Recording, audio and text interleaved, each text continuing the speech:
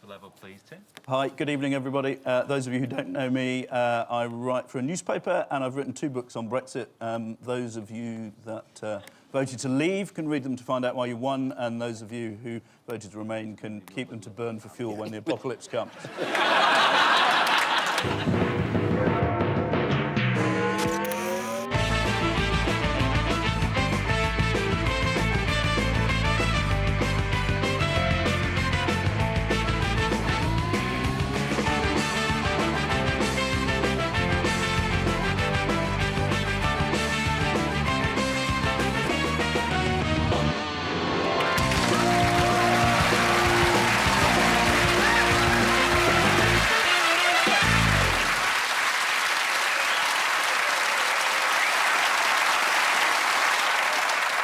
Good evening, welcome to Have I Got News For You? I'm Alan Johnson.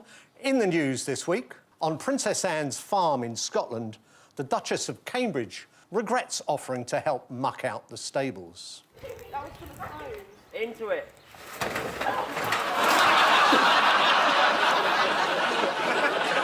A shocking video of David Cameron's shepherd's hut on fire has gone viral.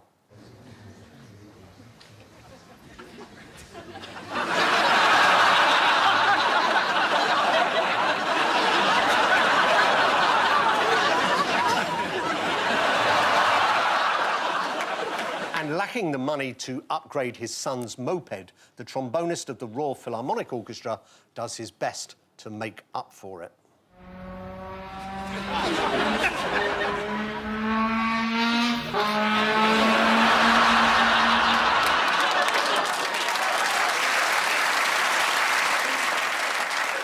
On Ian's team tonight, a political journalist and author who has written 2 books of a Brexit trilogy. The 3rd book is not out yet, but then again, nor are we. Please welcome Tim Shipman.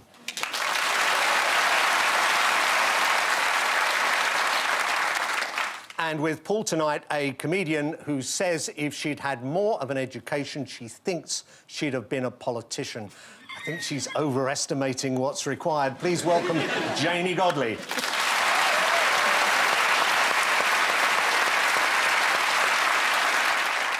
And we start with the bigger stories of the week. Ian and Tim, take a look at this. Theresa Mayhem in her £900 coat. There she is, flying off to Brussels to be told what to do and say and think. The real Prime Minister. On the left. The traitor's kiss.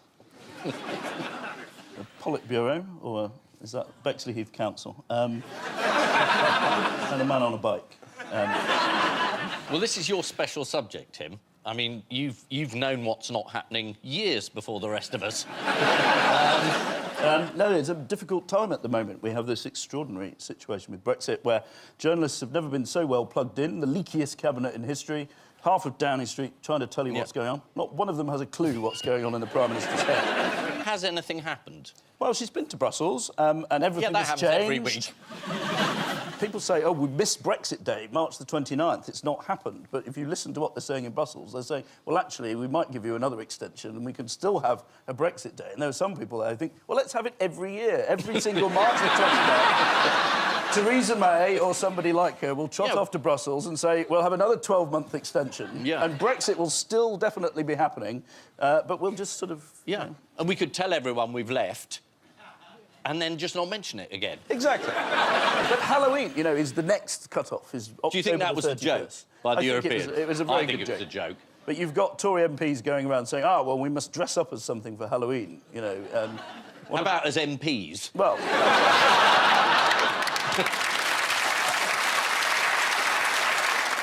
And they could go around scaring people with some ideas. I'm going to dress up as a red bus. But are you going to have lies written down the side of you? Of course I am. Big lies will be written all over it. And then I'm going to dress as a tramp and knock on doors and ask for apples, because that's what we'll be living on till December. What was Theresa May so desperate to achieve? The rest of the sleeves on her jacket. Is an extension no longer than to the end of time? Sorry, June. It's normally surviving till the end of the day. She's been very successful as Prime Minister over the last year. She has 365 times survived till the end of the day. You said there was going to be a coup. Well, I mean, when half the cabinet phones you up and says they need her to go, you sort of put it in your newspaper, and then they all got Ian Duncan Smith to go and have a chat with her instead. Right. Surely that would persuade anyone to leave. Well, exactly. This is a guy who wouldn't put in his letter of no confidence in the Prime Minister because he himself had been ousted as leader. I was speaking to someone earlier today who said he appears to have got the hang of it now. What did the French want us to do? You two can join in as well. This is, No, I'm not interested, to be honest. No, no. I'm really not. Join the rest of the audience. What did the French want us to do? I don't know. What did the French want us to do? They want us to bugger off straight away, but instead we're going to have a flextension. Oh. We've never really understood the French, have we? Here's how the BBC News Channel covered Emmanuel Macron's meeting with the Irish tea shop. Pour exprimer une nouvelle fois l'unité et la solidarité avec l'Irlande des 27 pays de l'Union européenne dans le cadre du Brexit.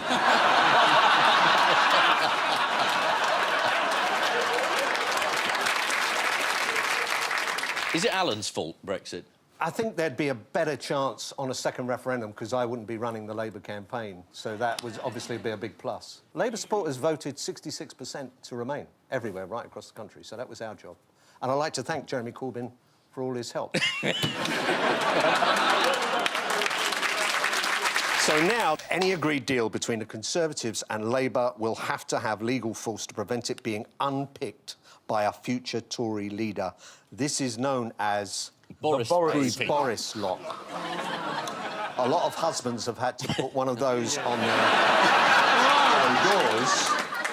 The EU is worried that if Theresa May goes, a new, more Brexity Prime Minister will try and unpick whatever deal May can cobble together. Who's been mixed in with the front-runners for the Tory leadership? Bamba. Boris and Amber. Apparently, the dream ticket is Boris, backed by Amber Rudd, known as Bamba. Whose dream? Well, the Mail, helpfully, I don't know if it's their dream, but they helpfully showed us what that might look like. It was described by somebody else as two ends of a pantomime horse. How about if Amber Rudd allied herself with Damien Green? She could be Amber Rudd Green. Wow. Good joke, Paul, yeah? It's a good joke, yeah. Yeah. Getting less laughs as the years go by. What has Boris done for the second time in 6 months? Nothing. Gone home in the same direction? No, it's in the news. He failed to declare the earnings from a house and also from his book. Spot on. He's failed to declare financial interests to the Commons Standard watchdog in time. Yes. Imagine I didn't declare my house. Do you know what would happen? I'd get the jail. See if you're Boris Johnson, they're just like, oh, ruffle his head. I'd give him a right good heavy boot up the arse. And I'd sponsor you to do it. Yes. What has a man called Fuzz been doing to hit back at Boris? You'll like this, Janie. Fuzz. This is a chap who has, as they say, dipped his Johnson in Boris's beer. Boh. He said, the opportunity of a lifetime arose. I think there can be very few of us that haven't sat around thinking about an opportunity of dipping our private parts into the drink of a cabinet minister or a former cabinet minister. It happens to me 2 or 3 times a week. So far, the urge has not got the better of me, but this chap... Did he teabag his beer? So they call it? I think that is the implication. It's called teabagging, Alan. Is it? As I'll show you later. OK. It was a bit of a shock for Boris, who thought he'd ordered a bishop's finger. What do the people of Britain really want? A man that can have sex to 4 in the morning and turn into a pizza. Kind of. A military strongman is what we're Yes. apparently looking for, according to the polls. Well, that's what Janie just said. So, a strong man, according to a poll conducted by the Hansard Society, the survey found that 54% of those polled want a strong, rule-breaking leader to sort things out. Now, that's a depressing statistic, isn't it? It is. Yeah, why can't we have a strong woman? You can, but for the purpose of this survey, they were talking about strong men for some reason. So what sort of strong man... what sort of strong man do you want? Someone like perhaps the great Strong O. He's a Victorian strongman, actually called Eugen Sandoff. He was very popular in Victorian times. Yeah. He released a book of exercises you could follow if you wanted a body like his. Here's one. Wow. Because you know that there's nothing makes the ladies get more foamy than a man with a brush with a brick. We're like... That's true. Because it looks like he's going to do a bit of housework. It does. It does. Or he's tempting a really big mouse, and that's cheese. Yeah. Now, what did Brexiteer Marc Francois recently claim? Which of his many claims do you want? He said they'd have to put a rifle in my mouth That's and the shoot one. me. Yeah. He said he wasn't trained for defeat, but also said this about Theresa May's deal. I've always been against it. I'm still against it. I told my whip the other day I wouldn't vote for it if they put a shotgun in my mouth. And believe me, the whips have thought about that. Who was doing their best to disrupt Brexit last week? Everybody? Me. There's one person. One person. One person. Macron? Best. No. Shall I tell you? Yeah, tell us. It was Yuri Geller, who's been claiming he can make a second referendum happen with the power of his mind. We wanted to show you Yuri's latest video about Brexit, but he's genuinely said he'll only give us permission to show it on the condition that we all do this first. That. I'm not doing that. No, I don't want to see it. No. Well done, Tim. I think we can probably still go on, though, despite that woeful attempt. Yeah. Let's just show it anyway. Let's show it anyway. Yeah. Every morning at 11:11 a.m. and at night 11:11 p.m. I meditate and I concentrate to bring the second referendum, to give the people a second chance to vote again. If you're wondering what this is, use your imagination. Looks like he's jacking off a robot while he's talking. According to the Daily Telegraph, under a no-deal Brexit, British holidaymakers would be banned from taking Cornish pasties with them to the EU. Holidaymakers will be forced to smuggle the food past customs officials. You might not want to eat it after you've smuggled it past customs officials. Well, this is the question. If you were forced to smuggle a Cornish pasty through customs, how would you do it? I know. Go on in. Under both breasts, I can get 2 Cornish pasties, 2 bottles of iron brew, and a sausage dug.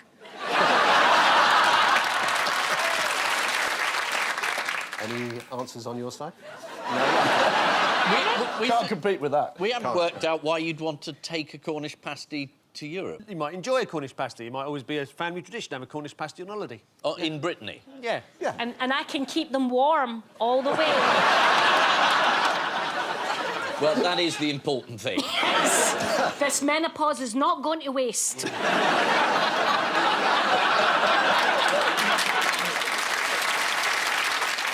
In Westminster, arch-Brexiteer Ian Duncan Smith told Mrs May to step down, adding a no-confidence vote will almost certainly be lost and will be a humiliation to her. That's Ian Duncan Pott talking about Theresa Kettle. Paul and Janie, take a look at this. OK, the news James Bond has been unveiled. So this is all secret messages. Secret messages in black and white.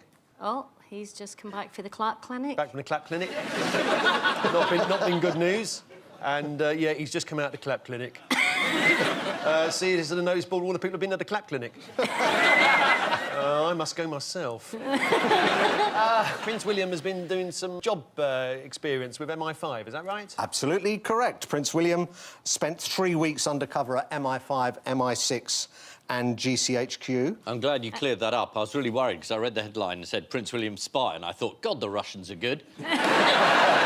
What headlines did Prince William's attachment to the Secret Services produce? They're puns, I suppose, aren't they? On Granny's Secret Service. The Sunday Mirror went with Casino Royal. Oh. Yeah, that's good. Yeah. The Sun plumped for Licence to Will. Wow. While the Daily Express to Will. went with Harry's fury at claim of Meghan's jewellery. No Goldfinger. What did Prince William immerse himself in during his time with the security service? Engine oil. Was it Prince Harry's browser history? He immersed himself in what is described as an intensive course, observing operations against ISIS targets and the real IRA. And at GCHQ, he said he was all ears, just like his father. One source told The Sun he was fully immersed on undercover surveillance operations, not just sitting in front of a computer in an office. Let's have a look. What did he absolutely insist on, according to these news reports? A code name. So go on. Dressing up as a cat. Yeah. A code name. Mr. Tiddles. Meow meow. According to the Sunday Mirror, he insisted on people calling him William. He doesn't really get this undercover spy thing, does he? Why have the turnip toffs been making the news? This is the aristocracy in Turnip Land, Yes. who are part of the royal set. Where would Turnip Land be? Norfolk. Absolutely. There have been rumours... I mean, I don't want to lose all the Norfolk viewers immediately. I'm sure there are other things there. I think both of them are still tuned in. You're OK. There have been rumours of a rift between Kate and Norfolk neighbour, the Marchioness of Cholmondeley. They're once named as a potential contender for Prince William's affections. Really? Marchioness. Other friends in the Norfolk set include the Earl and Countess of Leicester, Lord and Lady Cook, and perhaps surprisingly some people who spell their names the way they're pronounced. There's a lot of Cook going around those circles. Yeah. Meanwhile, the Duke and Duchess of Sussex have just set a new world record. What did Harry and Meghan do to achieve it? Magdalen College, Oxford. Spelt Magdalene. We have it in Glasgow Do with you? Milgai. It's spelt Millengavi, but we pronounce it Milgai. And you have Menzies up in Scotland, which is pronounced Mingus. Mingus, yeah. And we've got Menzies. The newsagents. Yeah. It sells a lot of very, very good publications. Oh, no, but it also sells private art. Oh, so yes. That also sells private art. So we must be clear on that. They've set up an Instagram account. Yes. Harry and Meghan, and it got 8 billion hits on the first minute. The funny thing was, it was the exact day where Prince Harry said that social media was very, very dangerous and you had to watch it and a lot of people should come off it. And then they launched a site full of pictures of themselves. Shall we have a look at one of the photos on the @SussexRoyal Instagram account? Yeah, absolutely. Wow. That is one They've of the changed. pictures. Any idea who that is? Yeah, that's a fan who had a website called @SussexRoyal, and he was told this isn't yours anymore. Has he been paid a large sum of money to give it up, do you? Doesn't look like it. What explanation was he given for his name being taken away from him and given to the royal couple? That he's a pleb? Yeah, shut up, pleb. Move on. Yeah. Let's get on with it. No, Instagram said it was to prevent digital squatting. Wow. Sounds very painful. What sort of paint has been used for the walls of the nursery at the royal couple's new home, Frogmore Cottage in Windsor? Is it the blood of the poor? No, it's vegan. The paint is vegan. They're going to eat the walls. Paint has got milk in it and... I see, yeah. Yeah. Why would that have been good news for a 90-year-old man in New York? Because he consumed half a tub of green paint thinking it was mint-flavoured yoghurt. The good news is that he was absolutely fine, although now he refuses to go anywhere without 2 coats on. He is...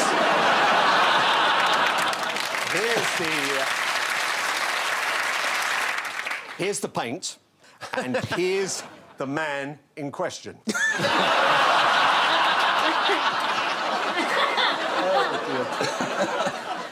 If it killed him, at least he would have had a lovely finish. Oh, you like the two coats, you didn't like that? This is the news that Prince William has spent 3 weeks on secondment with the Secret Service. It's been reported that this is the first time a member of the royal family has worked for the security services. But actually, the Queen's uncle, Edward VIII, was a spy, though, to be fair, that was for the Nazis.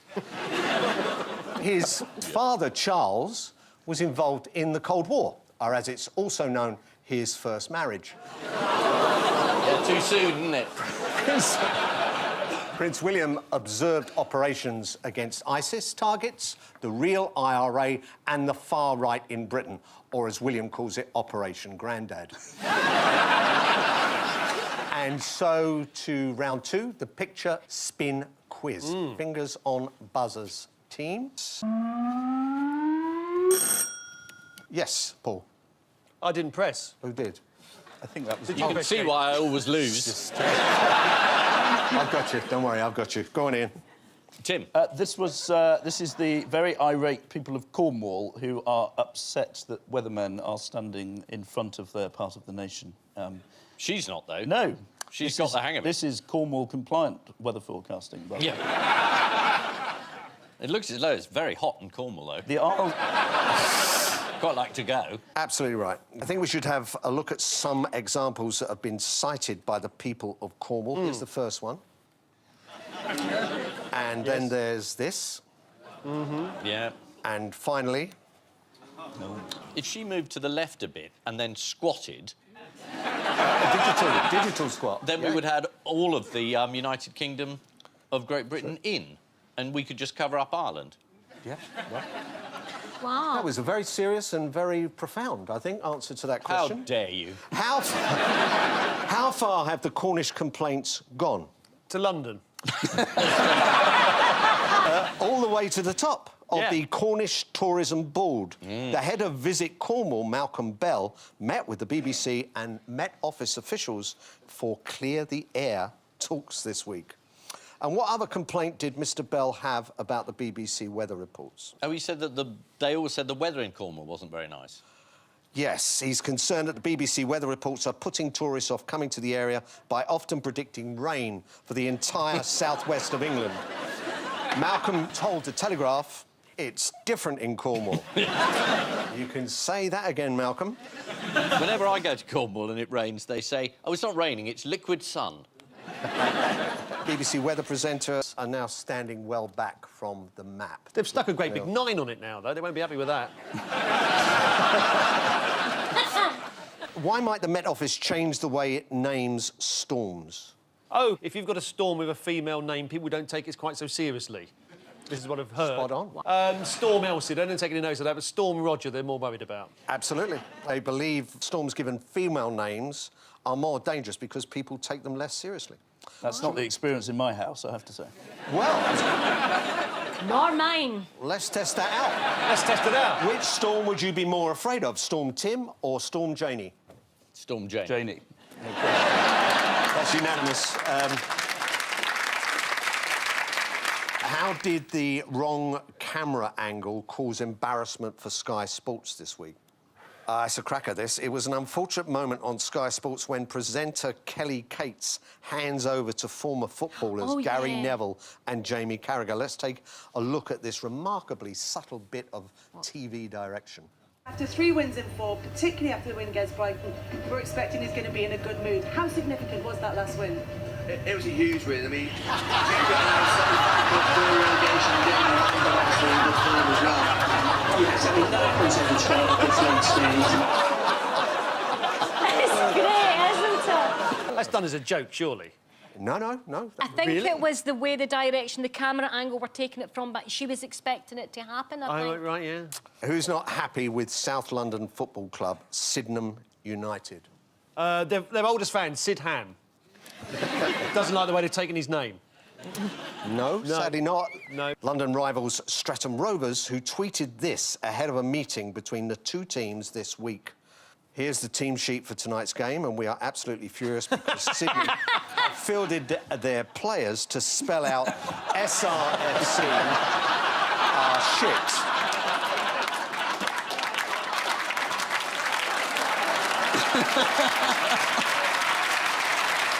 That's beautiful. Streatham went on to tweet, "Glad some of you are finding this amusing, but I'll tell you what, the gaffer has stuck this up in our changing room, and that's it. No need for a team talk. The players will be well up for this." They lost 3-1. This is the Cornish Tourist Board complaining about BBC weather presenters. A spokesman for Visit Cornwall said the problem was that people watch the forecast and make snap judgments about whether or not they will travel down for short breaks. To which a spokesman for Visit Salisbury replied, "You think you've got problems?" Fingers on buzzers. Teams.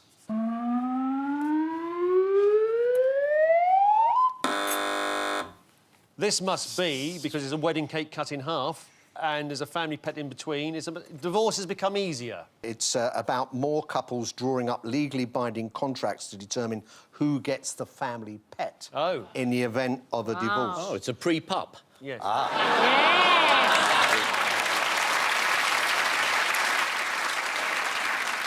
It's called a pet nup. A pet nup. I thought yours was better. Double the points. Yeah. And according to law firm Maguire, 1 in 20 pet-owning couples now have a pet nup. Is this a sensible idea? Yeah, I've got a wee sausage dog. If me and my husband split up, I'm taking the dog, he can keep my daughter. Oh, dear. Who's been forcibly removed from his home of the last 7 years? This is Julian Assange. His Ecuadorian hosts have finally decided he's delighted them enough. After 7 years of putting up with a lot of habits they don't like, including hacking into their president. I believe that was one of the problems, Allegedly. wasn't it? Allegedly. Haven't heard that for a while. The Metropolitan Police who used to stand outside the embassy having to sort of police this at great expense used to refer to him as the tool in the shed. Shall we just have a look? Yeah. There he is. He's been seeking refuge from tyranny, according to the UN. Well, he did say he would be extradited to America. That was the threat. Yeah. And then as soon as he came out, he was arrested. I don't quite get this, because Trump benefited hugely from WikiLeaks. Yep. I mean, without it, he probably wouldn't be president. You'd think he'd give him a medal. Apparently such a serious offence that they're not putting him in jail, they're just going to stick him in the Irish backstop and leave him there. Never be found again. Who has finalised an amicable divorce this week? Amazon founder and richest man on the planet, Jeff Bezos, who has just revealed the terms of his split with wife Mackenzie Bezos. According to the BBC, she's getting an impressive $35 billion. Included in the deal, Mackenzie will also get the car and house. And another thing is that all the money is tax-free, because he never paid any. Yeah.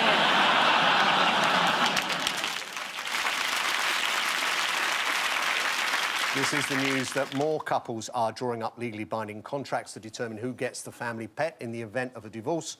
Also in the news, the government has introduced legislation for easier divorces. The new guidelines are partly in response to a contested divorce between this couple, Trini and Hugh Owens, who are mushroom farmers.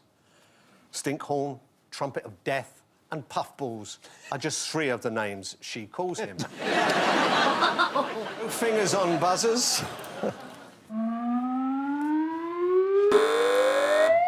For the first time, we photographed a black hole. It's the first time it's ever been filmed, photographed, captured. We don't know what's on the other side. It might slow down time, send time backwards. It might create a world where Brexit never happened. It could be anything.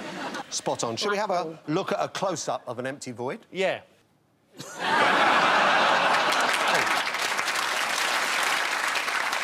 Here's how scientists in Brussels actually revealed the image at a press conference. Yeah.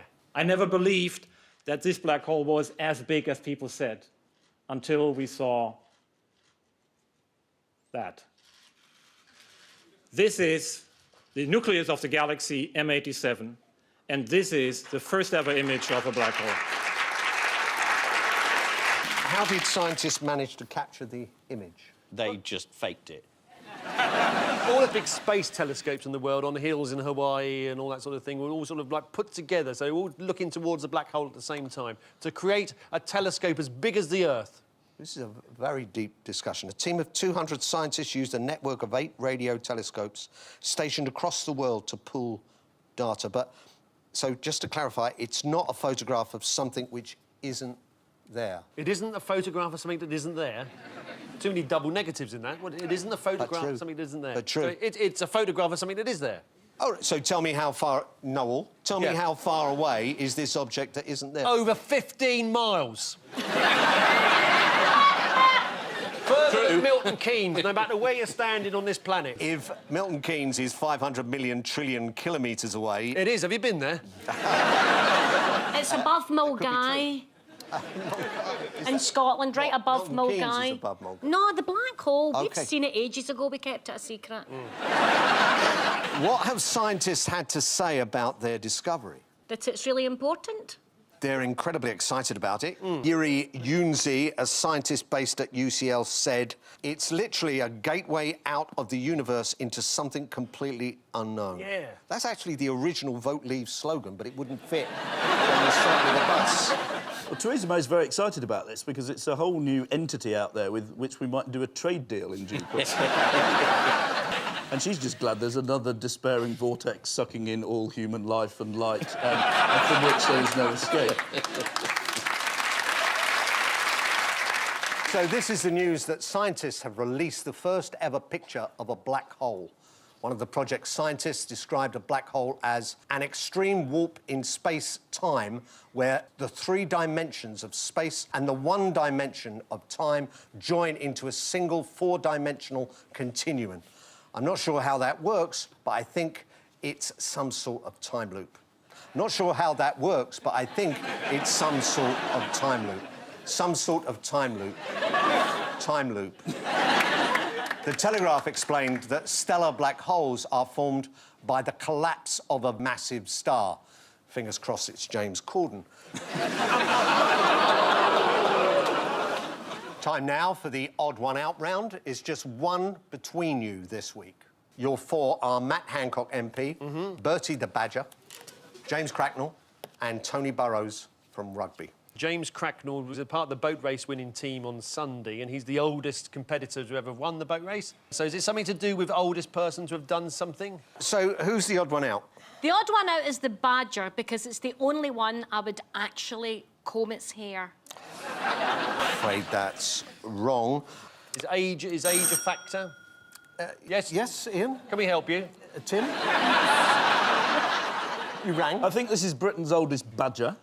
And Matt Hancock is very worried about the fact that no young people are voting for the Conservative Party, so he's less keen on the oldies. That's wrong. They've all set a record except for Tony Burrows, who fell 1 pub short of visiting every Wetherspoons in England.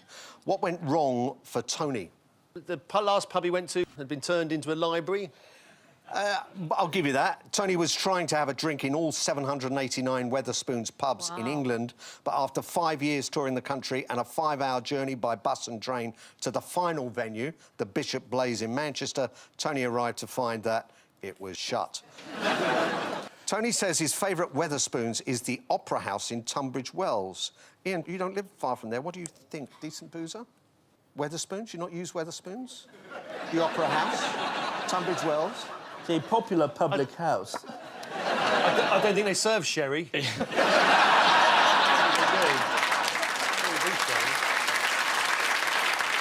What has Health Secretary Matt Hancock set a record for? Looking like Nicolas Cage. Having one eye bigger than the other? It was actually for playing the most northerly game of cricket. It was played in the Arctic Circle, which he revealed to Total Politics was played at a temperature of minus 40 degrees. Still not as frosty as some of the recent cabinet meetings he's been in. What injury did Matt endure while securing the world record? Frostbite, presumably. Absolutely. In his hands, but said he was still able to bowl his companion out for a duck. Although, to be fair to the batsman, the ball did bounce erratically as it had 4 frozen fingers stuck to it. What record does Bertie the Badger hold? Oldest badger in Britain. Yeah, this week it was revealed that 20-year-old Bertie is the oldest badger ever found in England. Bertie was spotted in East Sussex at the side of a busy road. How did James Cracknell's wife, Beverly, respond to the win? She divorced him. Well, the couple split up last month, and Beverly told The Times, returning to university to study at 46 and getting into a boat alongside blokes 25 years younger may have been an absolute dereliction of parenting and marital duty. That's a sort of no-blame divorce for you. They've all set a record except for Tony Burrows, who fell 1 pub short of visiting every Wetherspoons in England. In total, Tony has visited 788 Wetherspoon pubs, and he's yet to meet 1 Remainer. Wetherspoons is famous for its regular weekly promotions. Chicken Club on Wednesday, Curry Club on Thursday, Fish and Chip Club on Friday, and, of course, Fight Club on Saturday.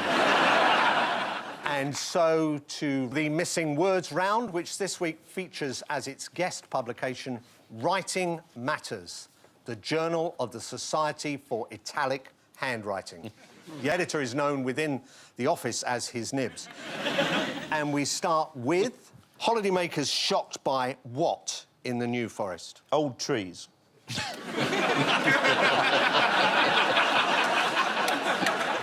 Very good.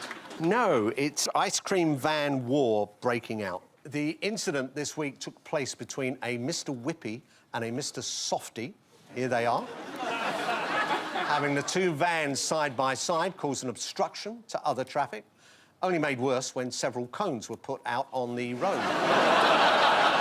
Next, what is as barbaric as the sacking of Rome? Is it from Writing Matters? Yes. Is it catching your tits in the shower door? That wouldn't be in the italic newsletter, would it? Well, it would be in italic writing, perhaps. It would, yeah. Poor handwriting. No. Ill-formed letters. No. Yeah. Ian, I thought you'd get this. You're man of words. Italicising the wrong words? No, but... It's failing to capitalise the I in italic. This is a piece from the Journal for Italic Handwriting. The articles all have a strong slant. Next, the man who spent 40 years collecting 9,000 beer cans, what? Builds house out of beer cans? Man who spent 40 years collecting 9,000 beer cans has to give his collection away in order to move house. It's near enough. He says that downsizing his collection will be painful. Yes. This is Nick West from North Somerset. Here's the collection. Wow. Nick West from Langford in Somerset claims he used to buy 650 cans of beer a year for his collection. Most of his neighbours see him as compulsive, but in Scotland he's seen as a bit of a lightweight.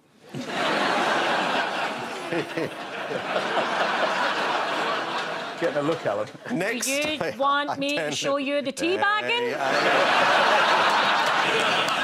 Next, immigrants in Yorkshire being helped to fit in with locals by being taught what? By being taught local dialect and local words for everyday objects. Morris dancing? Yeah, that's not Yorkshire. I don't know. put You the thought tuck our in Scottish front- people were alcoholics? Well, no, I think we can give that to Paul. They've been taught to say phrases like "ta love" and "aop." Yeah. One immigrant who attended the classes in Yorkshire learned such phrases as "ta," "aop," and "out." The last one usually preceded by the word immigrants. Next, fox knocks on door. What? And saying, can I borrow some chickens? Every night, aggressively, once a week, erotically, impatiently. Dressed as a cat. Yes. Pretending to sell insurance. Wearing a hat. Selling Avon. Wearing a hat, you said? Yeah, wearing a hat. The fox knocks on door after getting head stuck in plastic tub. Oh. Here he is. Oh, yeah. The RSPCA were able to free the animal, which went on its way. That's the happiest the Fox has been since Liam secured that crucial trade deal with the Faroe Islands. And finally, Richard Madeley claims he was what while on holiday in France? Knocked up. Locked up. A woman? No. He was given free croissants.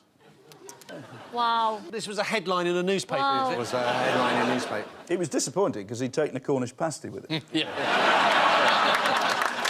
Three croissants. He was given free croissants, very flaky, puffed up, with a distinctive brown glazed sheen. Richard Madeley is 62. So the final scores are a draw, 6 each. Ooh. I thought we'd lost that one. Yeah. But before we go, there's just time for the caption competition. Oh, yes, I was going to sing this morning, but I woke up feeling a little hoarse. Cha-ching! Well, look, you can't groan and clap because those are two distinct different things. On which note, we say thank you to our panellists, Ian Hislop and Jim... Jim? That's next week. Has Jim been on? On which note, we say thank you to our panellists, Ian Hislop and Tim... He's changed his name? Paul Merton. Jim's changed his name. And I leave you with news that, on a visit to Winsley Gardens, Prince Charles demands to know who just insulted him.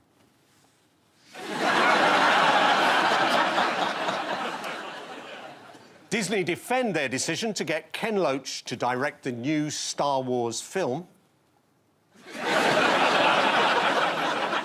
And at a summit in Brussels, Angela Merkel is surprised to learn the full extent of Britain's stockpiling efforts. Good night.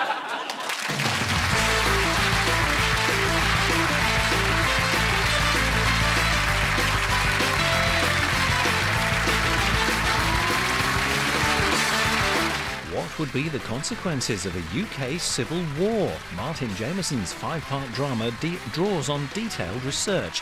First World Problems available now on BBC Sounds. Download the app.